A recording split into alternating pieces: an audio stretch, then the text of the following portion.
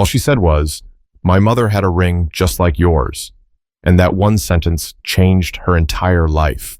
They say you never really notice the small things until they hit you in a way you can't explain. For Janelle Brooks, that moment came on a Wednesday night at the Maplewood Country Club in Columbus, Ohio, right around closing time.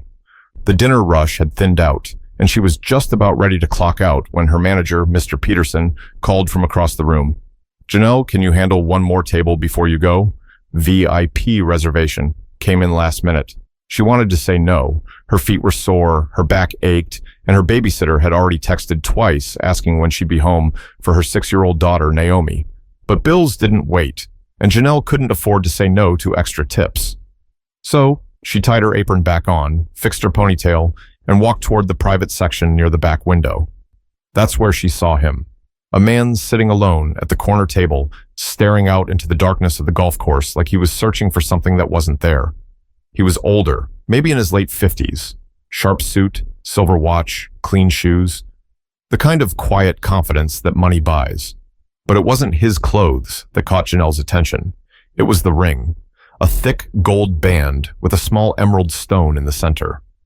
She stopped for half a second, blinking. She knew that design. Her mother, Angela Brooks, used to wear one exactly like it. Not similar, exactly like it. When Janelle was little, she'd sit on her mom's lap, tracing the shape of that ring with her finger. "Where'd you get it, Mama?" she'd once asked. Her mother smiled, that soft smile she always had when she didn't want to answer something directly. "It was a gift from someone who once meant everything to me. Angela had died 8 years ago. The ring disappeared long before that." Janelle pushed the thought aside and approached the table. "Good evening, sir. My name's Janelle. I'll be your server tonight." He didn't look up right away, just nodded faintly, still gazing out the window. When he finally did, his eyes were gray, calm, unreadable. "I'll just have black coffee," he said. His voice was deep, steady, the kind that could fill a boardroom. "Sure thing," Janelle replied, forcing a polite smile. She turned to leave, but something made her glance back. The way his hand rested on the table, the emerald flashing under the low lights. It was like that ring wanted her to notice it. She tried to ignore the pull of curiosity, but when she returned with his coffee, the words slipped out before she could stop them. "Excuse me, sir," she said softly, "but my mother had a ring just like yours." The man's hand froze on the coffee cup. His eyes shifted up to hers slowly, like he was measuring her every word. "What was your mother's name?" he asked quietly. "Angela Brooks," she answered, unsure why her heart was beating faster. For the first time, something flickered in his face. Not recognition exactly, but something close to it. He leaned back in his chair, his fingers still wrapped around the ring. "I see," he murmured, then turned his gaze back toward the window. He didn't say another word. Janelle stood there for a moment, confused. Had she said something wrong? The silence between them grew thick, uncomfortable. She eventually walked away, but her mind wouldn't let go of the questions spinning in her head. Why did he react like that? But later that night, when she found something strange written on the back of his signed receipt, Janelle realized this wasn't just a coincidence. It was the beginning of something much deeper. When Janelle got home that night, the apartment was dark, except for the soft glow of the kitchen nightlight. It was nearly 11:30 p.m., and she moved quietly so she wouldn't wake Naomi, her daughter. The little girl was curled up on the couch, her blanket halfway to the floor and the TV still playing softly. Janelle sighed, gently lifted her daughter, and carried her to bed. Naomi stirred for a second, mumbling, "Mommy, you smell like fries," before falling right back asleep. Janelle smiled faintly. "Yeah, baby. Mommy always smells like fries." She tucked Naomi in and went back to the kitchen, pulling off her shoes and rubbing her sore feet. The day's weight pressed down on her. The double shift, the demanding customers, the ache of working so hard just to keep things afloat. Bills were stacked near the microwave. The rent reminder was still in bold red ink. Her paycheck wouldn't cover everything this month, but she'd figure something out. She always did. Still, her mind kept wandering back to the man from earlier, Richard Langford, as his receipt had said. He'd left her a generous $200 tip, but that wasn't what bothered her. It was the message written in neat, deliberate handwriting across the bottom of the paper. "Tell me more about your mother." No phone number, no signature, just that one line. She'd stared at it for a long time before folding it into her pocket. Now, sitting at the small kitchen table, she unfolded it again, tracing the letters with her finger. What did he mean by that? Why would a billionaire care about her mother, a woman who'd worked at a diner her whole life? Janelle poured herself some orange juice and opened an old photo album from the cabinet, one of the few things she still had from her mom.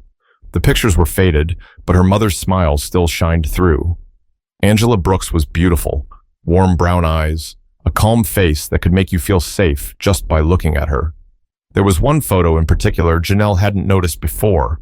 Her mom was standing in front of a building that looked like an office tower, wearing a cream-colored dress. And beside her, half out of frame, was a man in a dark suit. Only his arm was visible. And on his hand was that same gold ring. Janelle's heart skipped. She looked closer, squinting under the kitchen light. The sleeve of the man's jacket had an embroidered logo, Langford Holdings. Her stomach turned. She'd seen that name before, in the newspapers, on business networks. Langford Holdings was a massive real estate company that owned half of downtown Columbus. The man at the restaurant wasn't just a customer. He was that Langford. Was it possible her mom once knew him? The questions piled up, heavy and sharp. Janelle leaned back, closing the album. She didn't know what she expected to find, but now she couldn't ignore it. Something connected her family to that man, and he clearly knew more than he was letting on.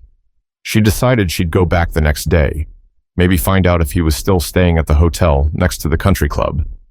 Before heading to bed, she checked on Naomi again, brushing a curl from her daughter's forehead. "I'm gonna make things better for us," she whispered. "No more struggling. I promise." But as she lay in bed staring at the ceiling, her mother's voice echoed in her memory, that calm, almost secretive tone she used when Janelle asked about the ring years ago. It was a gift from someone who once meant everything to me. What had her mother meant by everything? But Janelle didn't know yet that her search for answers would uncover truths that would shake everything she believed about her mother and herself. The next morning, Janelle woke up before sunrise. She hadn't slept much, tossing between confusion and curiosity. That note, "Tell me more about your mother," stayed at the front of her mind. She almost convinced herself to forget it, but something deep inside told her not to. Naomi was still asleep when Janelle got ready for work. She slipped on her black uniform shirt, tied her hair back, and left a note on the counter for her neighbor, Mrs. Ruiz, who watched Naomi while she worked weekends. By the time she reached Maplewood Country Club, the sun was climbing over the green hills. The morning air smelled of fresh-cut grass and coffee from the staff lounge. Mr. Peterson gave her a nod as she clocked in. "Morning, Janelle. You're early today." "Yeah," she said, adjusting her apron. "Just trying to get ahead of things." But that wasn't why she was early. She was hoping he would come back. By 11 a.m., the lunch crowd had started to build. Janelle balanced trays of iced tea and club sandwiches while her mind drifted. She checked the reservation list twice. Nothing under Langford. By 2 p.m., she began to think she'd imagined it all. Then she heard it. A voice at the host's stand, low and calm. "Table by the window, please." Janelle turned. Richard Langford stood there in another tailored suit, holding a newspaper under one arm. Their eyes met for half a second before he looked away. He didn't seem surprised to see her, almost as if he expected her to be there. When the host led him to his seat, Janelle felt her heart pounding. She grabbed her notepad, took a deep breath, and walked over. "Welcome back, sir," she said, trying to sound casual. He gave a faint smile. "Good to see you again, Miss Brooks." Hearing her last name from him sent a shiver down her spine. He remembered. "What can I get you today?" she asked. "Just coffee again. Black." As she poured it, she could feel his eyes studying her. After a moment, he spoke. "Did you think about what I asked last night?" Janelle hesitated. "I did. But I don't understand. Why would you want to know about my mom?" He set down the cup gently. "Because, Miss Brooks, your mother and I once knew each other." Janelle froze. The sounds of silverware clinking and muted conversations around them faded into the background. "What do you mean?" she asked, her voice barely above a whisper. "I met Angela many years ago," he said. "She worked at a diner not far from where I used to live. I was going through a rough time back then. She was kind to me when I didn't deserve kindness." Janelle blinked, unsure what to say. "So, you gave her the ring?" He looked at his hand. Yes, I did. The admission hit her harder than she expected. That small, shiny object her mother wore so proudly. It wasn't just jewelry. It was a memory of a man sitting right in front of her. Why?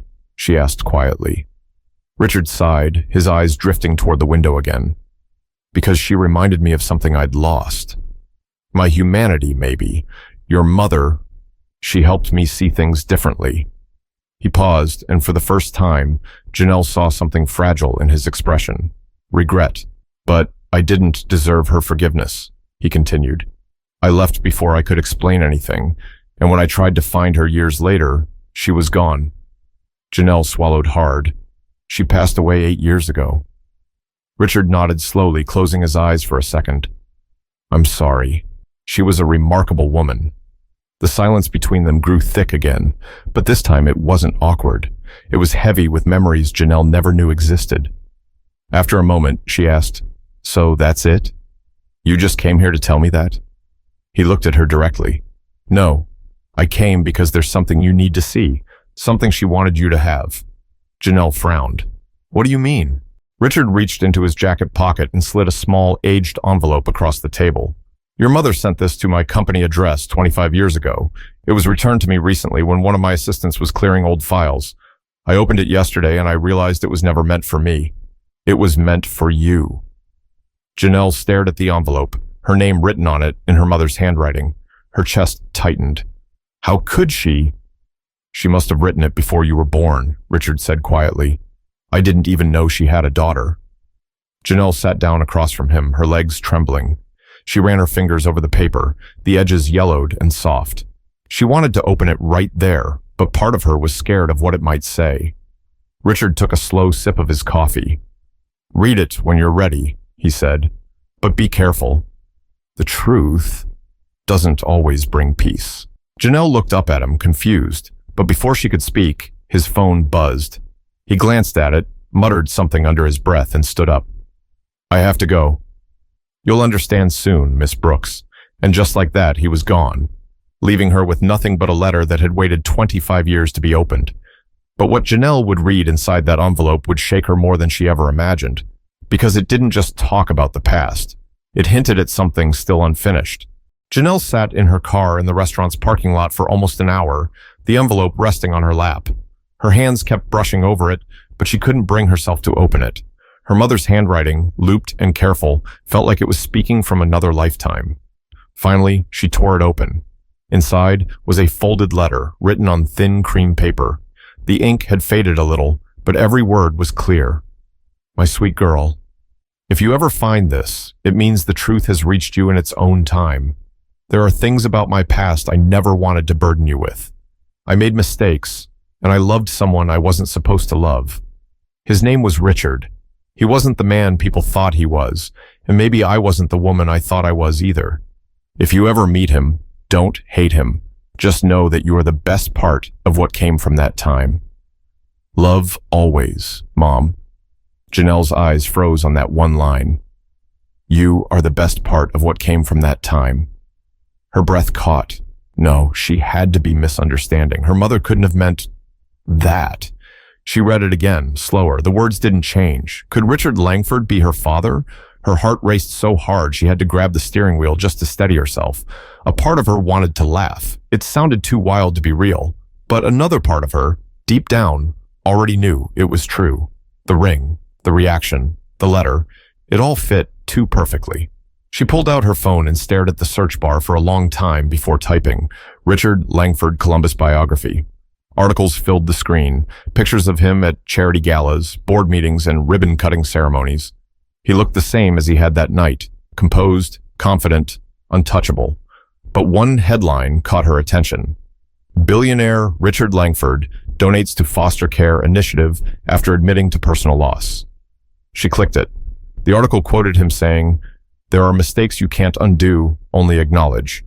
That was it. The missing piece clicked into place. The man she served coffee to might have been her father all along. But she wasn't ready to believe it completely. Not yet. She needed proof. The next day, she called the country club's receptionist, pretending to confirm a catering order just to ask if Mr. Langford was still in town. The woman told her he was staying at the Marriott on East Broad Street, likely until the end of the week. That was all Janelle needed to hear. After work, she drove straight there. Her nerves buzzed as she stood in the hotel lobby, clutching the letter in her purse. She almost turned around twice. What was she even going to say? "Hi, I think you're my dad?" Before she could decide, the elevator doors opened, and there he was. Richard stepped out, phone to his ear, giving orders to someone on the other end. But when he saw her, he stopped mid-sentence. His expression softened, and he ended the call immediately. "Miss Brooks," he said, his voice low. "You read it, didn't you?" Janelle swallowed hard. "You knew, didn't you?" He looked away for a moment before answering. "I suspected. I didn't want to believe it until I saw you again." She took a step closer. "Why didn't you tell me yesterday?" "Because I wasn't sure how to," he said quietly. "Your mother and we had something real, but it was complicated. She left before I even knew she was pregnant. I spent years searching for her, and when I finally found where she'd lived, it was too late." Janelle's voice trembled. "So what am I supposed to do with that? Just accept it?" Richard looked at her for a long moment, his face tight with emotion. "You don't have to accept me. But you deserve to know where you come from." Tears filled her eyes before she could stop them. "You had everything," she said bitterly.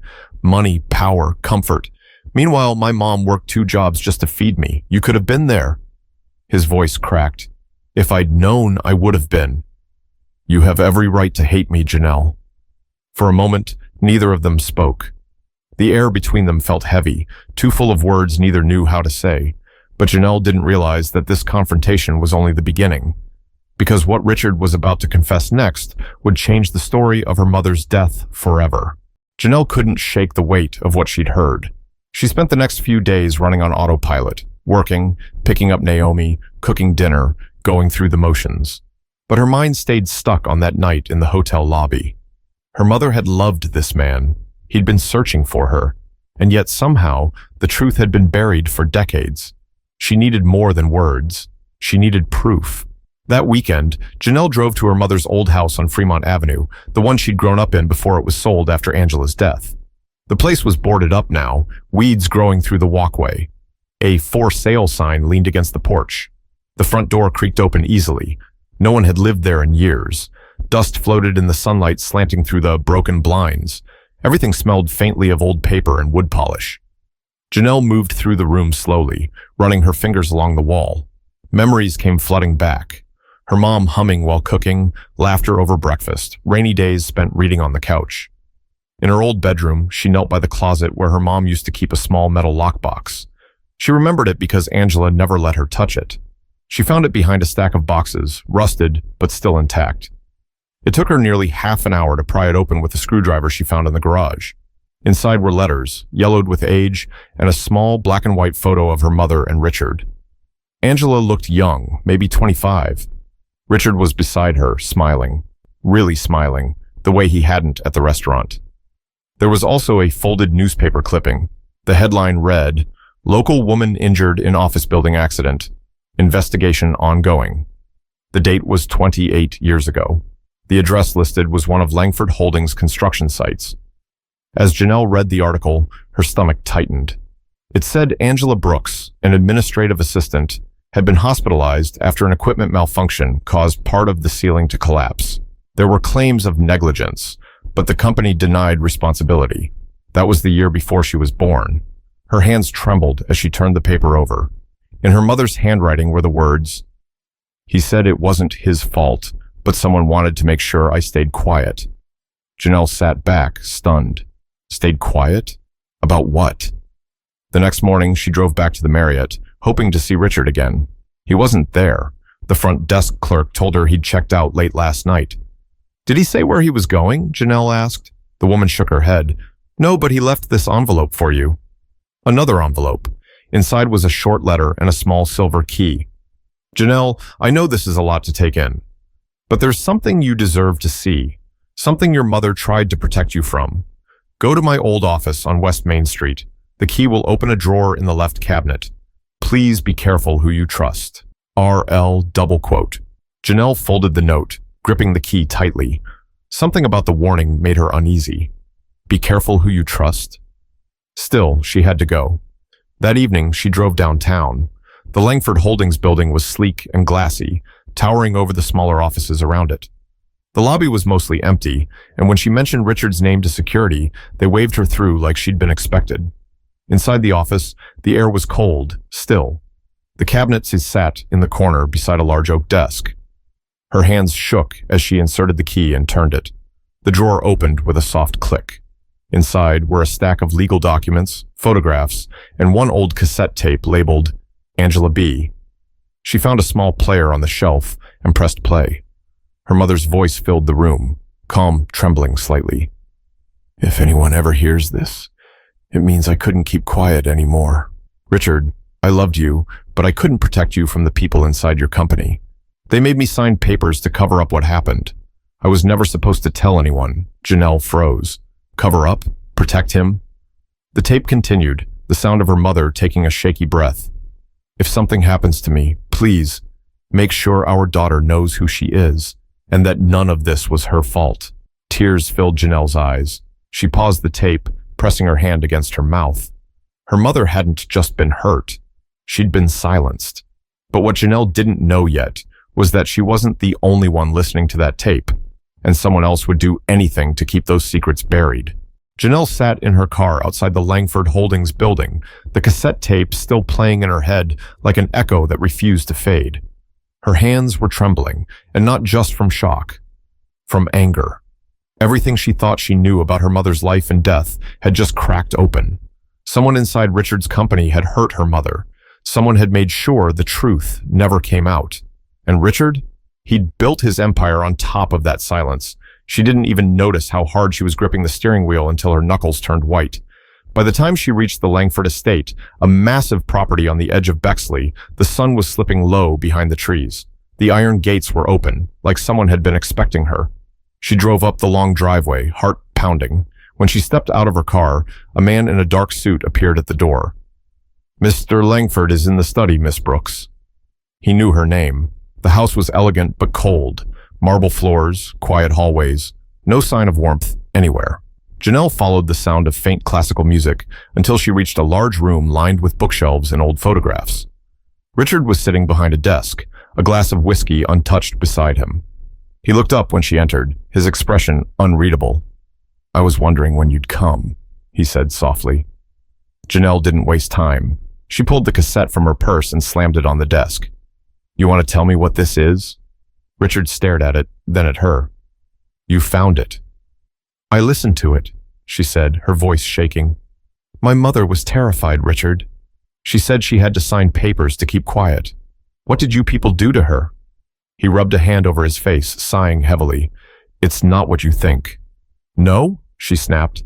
Because it sounds like your company tried to cover up an accident, one that nearly killed her. Richard stood, his voice calm but firm. Janelle, listen to me. That accident wasn't supposed to happen. One of my partners at the time, a man named Victor Crane, ignored safety warnings to cut costs. When your mother threatened to go public, he panicked. He made her an offer, money in exchange for silence. I didn't find out until later. So you're saying you didn't know she was blackmailed? I didn't, he said. But when I did, I tried to fix it. She wouldn't take my help. She said she wanted to handle it her way. Then she disappeared, and I thought she'd moved on. Janelle's voice cracked. She didn't move on. She died still scared of your company. She died thinking someone might come after her again. Richard's shoulders slumped. And that's on me. I let her down. For the first time, he looked smaller. Not the billionaire who commanded boardrooms, but a man carrying a lifetime of regret. Janelle turned toward the door. You could have told me sooner. Instead, I had to dig through lies and secrets. Wait, Richard said, standing quickly. There's more you should know. She paused, but didn't turn back. Victor Crane is still alive, he said, and he knows that tape exists. That's why I told you to be careful who you trust. I think he's been watching you. Janelle froze. What are you talking about? Richard walked to his desk drawer and pulled out a small security photo. It showed a black SUV parked outside the country club 2 nights earlier, the night she first met him. My driver noticed it following me, he said. And this morning, it was parked near your apartment. Janelle's breath caught in her throat. You think he's trying to find the tape? I know he is, Richard said. And if he does, he'll destroy it. That recording is the only proof of what really happened. For a long moment, neither of them said anything. The truth, the danger, the years of buried guilt. It all hung in the air between them. Finally, Janelle stepped closer, her voice steady. Then we expose him. Together, Richard hesitated. You don't understand how powerful he is. I don't care, she said. You owe it to her. And I owe it to myself. Her words hit him hard. Slowly, he nodded. All right. Tomorrow morning, I'll make some calls. If we're going to do this, we do it right. As Janelle turned to leave, Richard's voice stopped her again. Janelle, whatever happens next, I want you to know I'm proud of you. She didn't answer. She just looked at him for a long moment. This man who might be her father, this stranger who carried pieces of her past. And then she walked out the door. But the next morning, before she could meet Richard again, something happened that would turn the entire story upside down. Janelle woke up to the sound of her phone ringing nonstop. The sky outside was gray, heavy with clouds. When she saw the caller ID, Bexley Police Department, her stomach dropped. Miss Brooks, the voice said when she answered, are you related to a Mr. Richard Langford? Her throat tightened. Yes, why? What happened? There was a pause. Then the officer's tone softened. I'm sorry to inform you, ma'am. Mr. Langford was found unresponsive in his home early this morning. It appears to have been a heart attack. For a few seconds, she couldn't speak. The phone slipped from her hand and hit the couch cushion. The words replayed in her head. Found unresponsive. Heart attack. Number. It couldn't be. She had just seen him last night. He had promised to call. They were supposed to meet this morning. She sat there, staring at the floor, the silence pressing down on her. But beneath the grief, something didn't sit right. It was too sudden, too neat. By noon, she was at his mansion again, standing behind the yellow police tape. Officers moved in and out of the house. A detective approached her, his notepad in hand. You must be Janelle Brooks, he said. Mr. Langford mentioned your name in some recent notes. She nodded faintly. They said it was a heart attack. That's the preliminary cause, the detective replied. But we're still looking into a few things. There were signs someone else might have been here before he collapsed. Janelle's pulse quickened. What kind of signs? He flipped through his notes. A broken glass on the floor, a chair knocked over, and the security footage for the last 12 hours is missing. Missing? She knew then. It wasn't just a heart attack. Someone had been there. That night, Janelle couldn't stay still. She kept playing her mother's cassette again and again, listening to her voice tremble through the tape. Every word felt like a clue. When the line came, they made me sign papers to keep quiet. She stopped it and rewound. This time, she noticed something faint in the background. A man's voice, muffled but distinct, saying, "If you talk, you'll regret it." She'd never caught it before. Her chest tightened. That voice. She had heard it before, not in person, but on a recording Richard had played the night before while checking old company files. Victor Crane. The next morning, she drove straight to the Langford Holdings building again. Security tried to stop her, but she flashed the badge Richard had given her last night. Temporary access for internal matters. Victor Crane's office was on the 14th floor. The man himself looked older now, with gray hair and sharp eyes that didn't blink often. When she walked in, he smiled faintly. "You must be the waitress," he said. "Richard talked about you." Janelle stood her ground. "You were the one who made my mother sign those papers." He leaned back, unbothered. "That was a long time ago, Miss Brooks. I did what was necessary to protect the company." "You mean to protect yourself?" She shot back. "I heard your voice on the tape." His smile vanished. "You shouldn't have that tape." "I do," she said. "And the police will too." For a moment, his mask cracked. He stood abruptly, his voice low and sharp. "You don't understand the kind of trouble you're in." But Janelle didn't flinch. "You took my mother's peace. You took her voice. You're not taking mine." She turned and walked out before he could answer. Her hands were shaking, but she didn't stop until she was in her car. She called the detective she'd spoken to before. "I have something you need to hear," she said. and it'll tell you exactly what killed Richard Langford. But when the truth finally came out in the police report a week later, it wasn't just Victor who was exposed. It was an entire system of silence and power, and Janelle had cracked it wide open.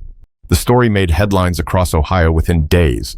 Whistleblower's daughter exposes decades-old corporate scandal. Langford Holdings board member under investigation for cover-up. Reporters camped outside the office building, trying to catch a glimpse of Victor Crane as he was escorted out in handcuffs. The footage spread quickly. People who'd worked under him for years looked shocked. Some cried, some didn't. For Janelle, it didn't feel like victory, not at first. It felt heavy, like her mother's ghost had finally been heard, but at a cost she hadn't been ready to pay. Richard's funeral was small and private. A few family members, company executives, and Janelle stood quietly at the edge of the service. The autumn wind rustled through the trees, carrying the faint sound of the minister's voice. After the ceremony, an older woman approached her. "You're Janelle, aren't you?" she asked softly. "Richard talked about you in his last days.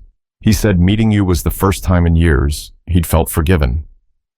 Janelle didn't know how to respond. She just nodded, tears pressing at her eyes. Later that evening, back at her apartment, she sat with Naomi on the couch. Her daughter rested her head against her shoulder. "Mommy, are you sad?" Naomi asked. Janelle smiled faintly. "A little, yeah, but also proud." Naomi looked up at her. "Because you told the truth?" "Yeah," Janelle whispered, "because we told the truth." For the first time in years, the apartment didn't feel so small. It felt like it had space for peace to settle in. The bills were still there, life would still be hard, but something deep inside her had shifted. She wasn't just surviving anymore, she was healing. 2 weeks later, she received a letter from a law firm representing Richard's estate. It was short and simple. He'd left her part of his shares in the company, enough to secure Naomi's future. Janelle folded the letter, tears welling again. But this time, they weren't from pain. They were from gratitude. She stood by the window, looking out at the evening sky, holding her mother's photo in one hand and the ring in the other. "I did it, Mama," she whispered. "They finally heard you." Because sometimes, justice doesn't come with applause.